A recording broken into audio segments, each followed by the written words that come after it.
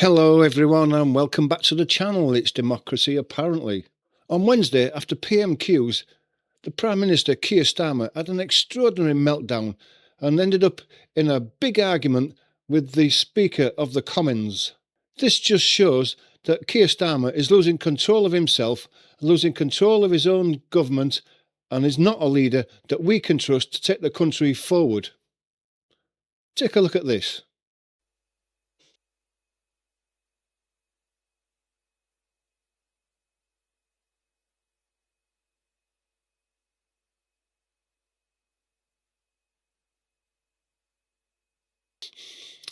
So, this was the moment the pressure finally seemed to show.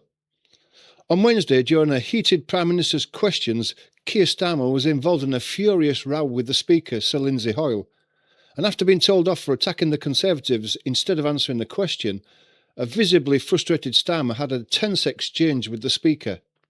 According to witnesses, and there was plenty of them from both sides of the House, after the session, an angry Prime Minister approached the Speaker's chair to argue, gesticulated, and then walked off while Sir Lindsay was still speaking to him.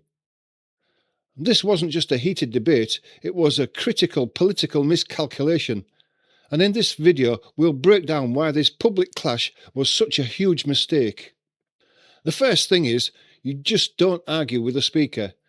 It's one of the cardinal sins in Westminster. The Speaker's job is to act as a neutral referee, making sure everyone, including the Prime Minister, plays by the rules. So when Sir Lindsay Hoyle cut Starmer off saying, "Prime Minister, it's Prime Minister's questions, you've got to concentrate," he was simply doing his job. He was reminding the Prime Minister that he's there to answer questions, not just to launch into attacks on the opposition.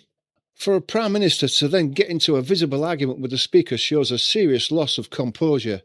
But more than that, it can be seen as showing contempt for the office of the Speaker and the traditions of the House itself. Conservative frontbencher Jesse Norman has already called for Starmer to apologise for his contemptuous behaviour. And this wasn't a moment of passionate debate, it was an unforced error that risks making the Prime Minister look undisciplined and arrogant.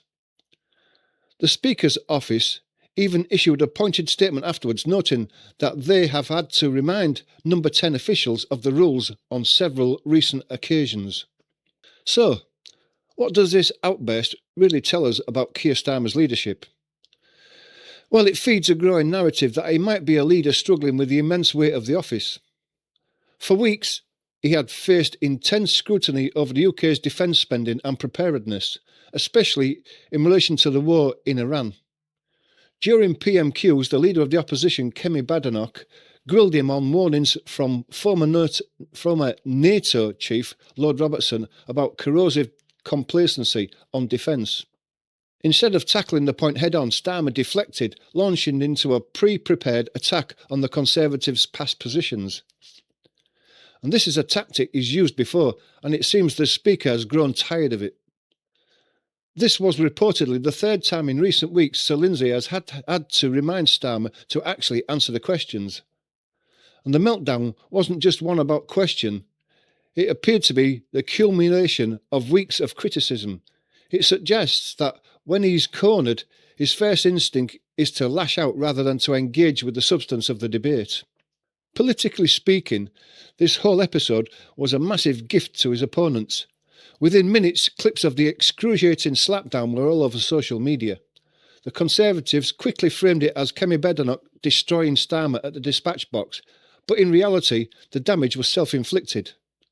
Starmer's actions turned a difficult policy debate into a much more damaging story about his character and temperament. The image of a Prime Minister losing his cool and getting into a spat with the neutral arbiter of the House is political gold for the opposition. It allows them to paint him as arrogant and unable to handle the pressures of high office.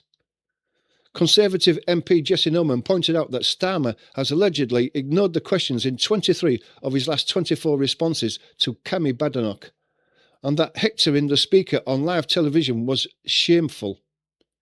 You can bet the incident will be used as evidence every time they want to question his leadership and his judgment. So, by publicly confronting the Speaker, Keir Starmer didn't just break with parliamentary custom, he handed his opponents a powerful and lasting narrative of a leader who might be cracking under the pressure. It was a totally unforced error with potentially defining consequences.